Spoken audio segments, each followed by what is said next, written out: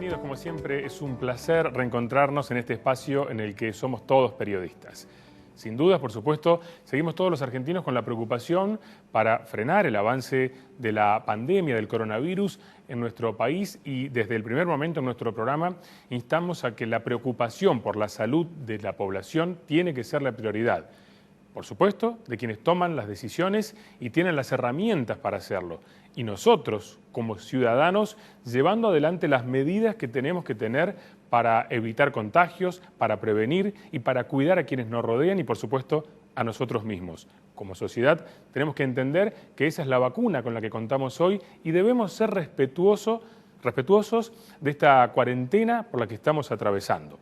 Pero también en nuestro programa nos permitimos hacer análisis sobre otros temas que están en torno a esta situación por la que estamos viviendo. Como en ediciones anteriores hablamos de la economía, hoy nos vamos a centrar en un análisis que tiene que ver con la concentración de poder en situaciones de emergencia y, por supuesto, lo que tiene que ver con las garantías constitucionales. Es decir, todos sabemos que el presidente necesita centralizar las decisiones y debe haber un liderazgo fuerte en situaciones como estas. Pero los demás poderes del Estado, el legislativo y el judicial, también tienen que estar presentes como órganos de control. Hoy nos encontramos con un Congreso que está cerrado y con la justicia en una feria extraordinaria. Y nos preguntamos si existen los controles que debe tener el Poder Ejecutivo, aún en estas circunstancias, para llevar adelante su función en medio de esta pandemia. Y esto, por supuesto, nos lleva a una gran concentración de poder en la figura del presidente, del partido gobernante y, por supuesto, la administración de ese poder a través de decretos de necesidad y urgencia. Por eso, hoy, en este espacio, vamos a analizar el tema de esta concentración excesiva de poder y cuáles son los riesgos y cuáles son las garantías que tienen que tener siempre los ciudadanos. Para abordar esta problemática, hoy nos va a acompañar el destacado abogado constitucionalista Antonio María Hernández, con quien en un instante nada más vamos a estar analizando esta problemática. Pero ya saben ustedes que en el comienzo de nuestro programa siempre compartimos la columna del doctor Roberto Cornet, que está cumpliendo como corresponde con la cuarentena en su domicilio y está junto a nosotros a través de la columna que vamos a presentar a continuación. Buenas noches, Ariel. Buenas noches, señores televidentes. Como ustedes podrán ver, esta es la tercera vez que tengo que hacer este programa desde mi casa, porque soy fiel cumplidor de la ley y vivo en la reclusión. Así que con los límites de esta noche voy a abordar dos temas que tienen que ver con nuestros derechos y garantías como ciudadanos que me parecen importantes resguardar. El primero, ustedes saben que en la Constitución Nacional hay una norma que dice que todos somos iguales ante la ley, artículo 16, pero esto no es así. El lunes 6 de abril, un juez federal obligado de Comodoro Pi, para mí que fue obligado a abrirle la puerta de la jaula al expresidente Amado Boudou, quien estaba juzgado en dos instancias, en primera y en segunda instancia, por el delito de asociación ilícita, estafa al Estado, etc., junto con otros. Y recuerdan que la peor de las imputaciones que él tenía era el haber intentado con sus cómplices quedarse con la imprenta que hacía la plata nacional, es decir, los pesos, que era Chicone Calcográfica. Tan fue cierto esto, a pesar que él diga que él es un preso político, que el Estado, como no puede confiscar también por la Constitución, sino que tiene que indemnizar al dueño de lo que es propia, y Cristina Fernández estatizó Chicone, el Estado debe depositar un valor estimativo de la empresa. Fíjense qué cosa curiosa. Hasta el día de hoy, la plata que depositó el Estado, nadie se presentó a cobrarla. Es decir, resulta imposible creer que esta fuera una empresa sin dueño. Lo que pasa es que los verdaderos dueños no fueron a cobrar la indemnización porque iban a quedar pegados y delatados. Pero la justicia, con su largo brazo a la ley, lo descubrió. Y por eso el señor Amado Boudou estaba en la cárcel. Y cuando digo que no todos somos iguales ante la ley, es porque hay cientos de reclusos como Vudú, por delitos iguales a él, o de una categoría o impacto social menores, que sigan en la cárcel. Vudú no. Es decir, que la justicia, que debe hacer una magistratura ante los ciudadanos, enseñándonos a cumplir que el que viola la ley en el foro penal la paga, al señor Vudú le abrieron la jaula y no lo paga. Es un privilegiado.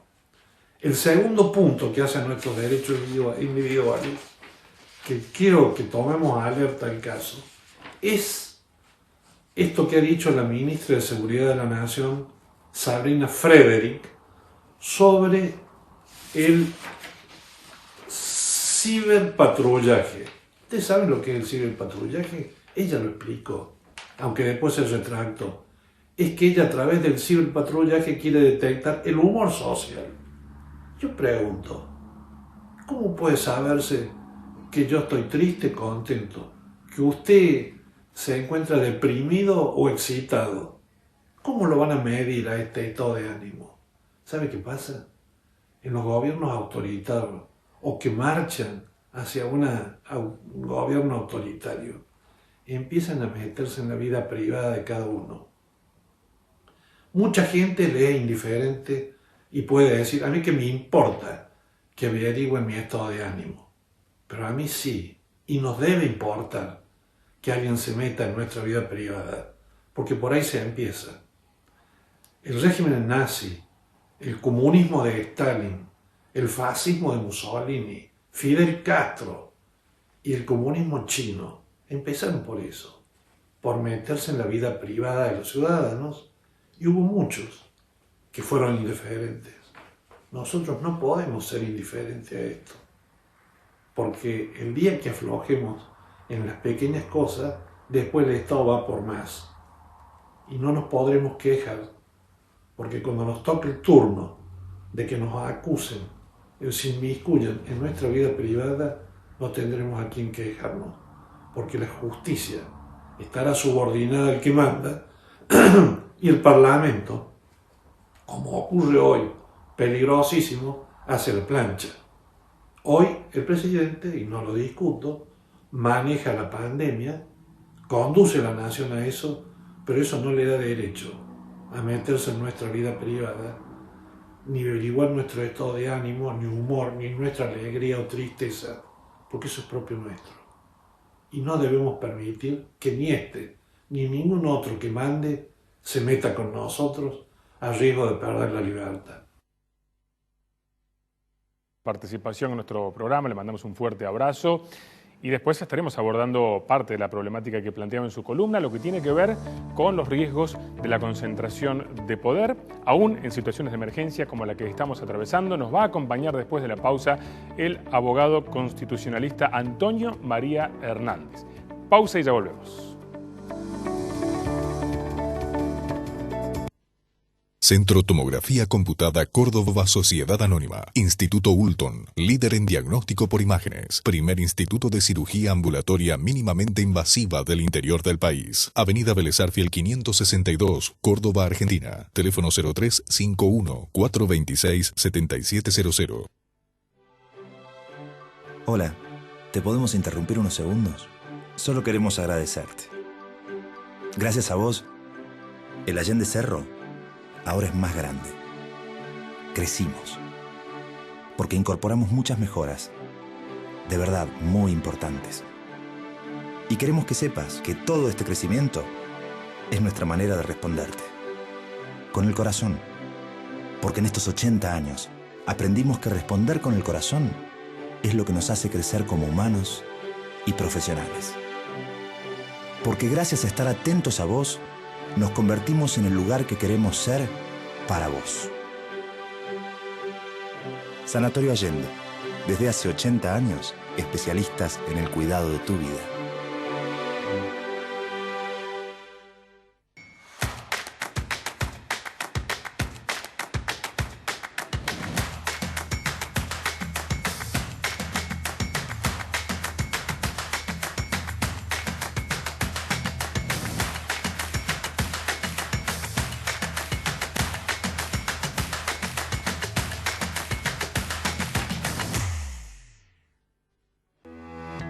Seamos responsables y solidarios, respetando la cuarentena para enfrentar la pandemia de coronavirus. Quédate en casa, no son vacaciones.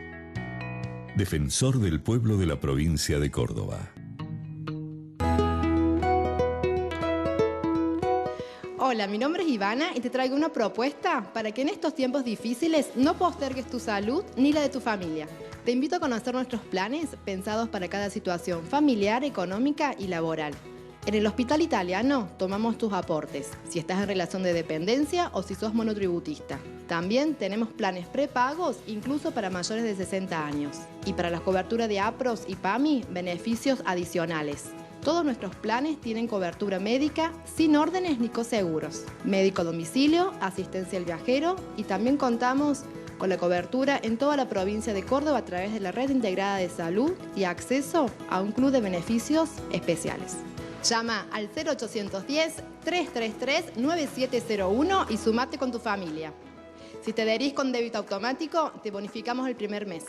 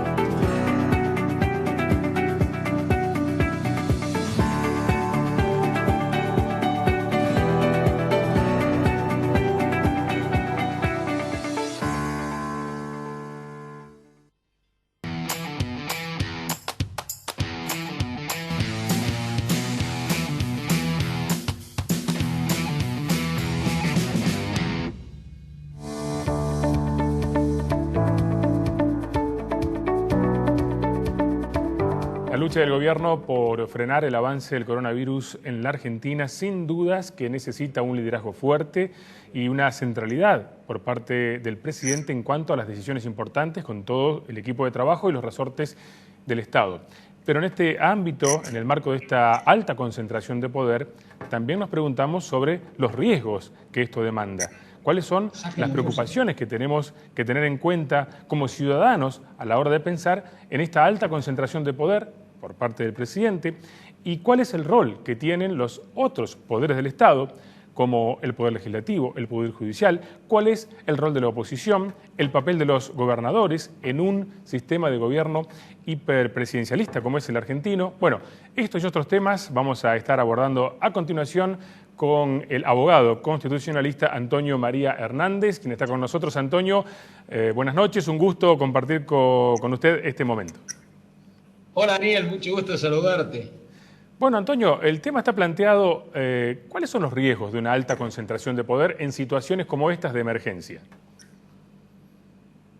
La emergencia tiene como característica que se acrecienta el poder del Poder Ejecutivo, pero eso no significa que no tengan que funcionar los otros poderes que tienen funciones muy importantes de control político por parte del Congreso, que también tiene atribuciones muy importantes en esta materia, ya las voy a explicar, y por otra parte siempre tiene que funcionar el Poder Judicial, porque ante la posibilidad de que haya excesos que afecten los derechos individuales, tiene que existir la posibilidad de que uno recurra al Poder Judicial para que imperen las garantías de la Constitución.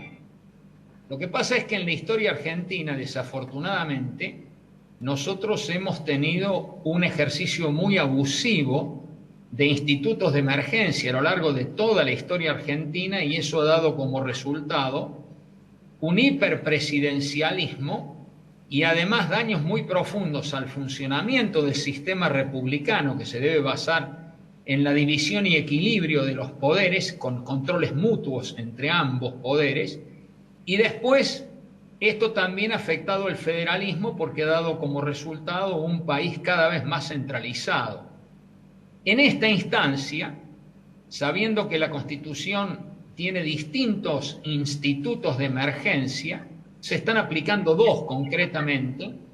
En primer lugar, hubo una declaración por el Congreso de emergencia también sanitaria, fue a fines del año pasado, y eso habilita delegación de poderes legislativos en el presidente. Por el otro lado, el presidente ha utilizado los conocidos decretos de necesidad y urgencia. En el primer momento y con muy buen criterio, no se recurrió al más grave de los institutos de emergencia previstos por la Constitución, que es el estado de sitio, porque eso afecta de manera todavía más grave los derechos individuales. O sea que en el primer momento las cosas comenzaron, yo creo que con suficiente moderación, prudencia, incluso con un planteo interpartidario, porque el presidente anunció ese decreto de necesidad y urgencia que establecía la cuarentena, rodeado de gobernadores y de dirigentes del poder legislativo de otros partidos políticos. Pero yo en ese momento publiqué 2 notas en Diario Clarín, esto era el 23 y 27 de marzo pasado, después lo hice en La Voz del Interior, donde expliqué que nosotros necesitábamos esta vez, con un comienzo que había sido adecuado a la Constitución, continuar por esta senda y no caer en los vicios del pasado que nos llevaban a esa concentración de poder tan agudo en el presidente de la República y que iba a afectar eso el sistema republicano y el federalismo como forma de Estado. Pero con el correr de los días, yo me he convencido que efectivamente ya hemos vuelto al pasado, y esto se hace muy evidente porque no funciona el Congreso de la Nación. Ahora mismo hay un debate muy grande alrededor de todo esto, y por el otro lado funciona con un receso judicial establecido por el Poder Judicial que hace que el funcionamiento del Poder Judicial, tanto federal como provincial, sea muy limitado. Entonces a mí me parece que nosotros hemos vuelto a lo que es la circunstancia propia del pasado, es decir, todo delegado en el presidente, y para colmo, sobre todo el Poder Legislativo, el Congreso, no cumpliendo con sus obligaciones constitucionales, porque aún tratándose de decretos delegados como consecuencia de la emergencia, o en caso de decretos de necesidad y urgencia, la Constitución es muy clara al establecer que el Congreso tiene que tratar dentro de los 10 primeros días, con la presencia del jefe de gabinete de ministros, ante una comisión bicameral permanente de 16 legisladores, diputados y senadores, tiene que tratar cada decreto delegado o cada decreto de necesidad y urgencia. Y dentro de los 10 días siguientes tiene que comenzar el tratamiento de los decretos tanto en la Cámara de Diputados como en la Cámara de Senadores. Nada de esto está ocurriendo en la realidad argentina, mientras los países democráticos tienen funcionando los congresos. Por ejemplo, hemos visto lo que está ocurriendo en Estados Unidos, en Francia, en Inglaterra, incluso acá en América Latina, en Chile, en Colombia, en Brasil, en el Uruguay, en el Perú. Nosotros nos encontramos con que en Argentina, es decir, no está funcionando el Congreso. Y esto, perdón, Antonio, ¿esto sería también una falta de iniciativa por parte de los otros poderes del Estado para encontrar las alternativas más rápido para poder ejercer su función de control? Pero sin lugar a dudas. Primero, porque esas funciones de control están impuestas por la Constitución. En segundo lugar, porque cada uno de esos altos poderes de la nación tiene todas las posibilidades de seguir actuando. Por ejemplo, es inconcebible el debate que se está dando con esta presentación hecha ante la Corte Suprema para ver cómo se interpreta el artículo 31 del Senado, del reglamento del Senado. ¿Qué inconveniente hay para que se produzca la modificación del reglamento del Senado? Y si no puede haber sesiones presenciales, que se pasen a sesiones con medios tecnológicos, que es lo que está ocurriendo en muchas legislaturas. Fíjense lo que ocurrió en esta misma semana en Córdoba, sesionó con ese sistema tanto la legislatura provincial como el Consejo Deliberante de la ciudad de Córdoba. Es decir, que simplemente tenía que existir la voluntad política de no tener cerrado al Congreso de la Nación. Y esto es desafortunadamente lo que está ocurriendo. Mientras tanto, dictan alguna resolución que establece plazos, cuando acá hay plazos establecidos por la Constitución que están siendo violados. Obviamente que esa resolución del Senado es groseramente inconstitucional, y cuando uno ve además la presentación totalmente inconducente, una sobreactuación sin ningún fundamento constitucional para justificar que está cerrado el Senado, es decir, uno se da cuenta de que, claro, no están aplicando la Constitución, no están cumpliendo con sus obligaciones.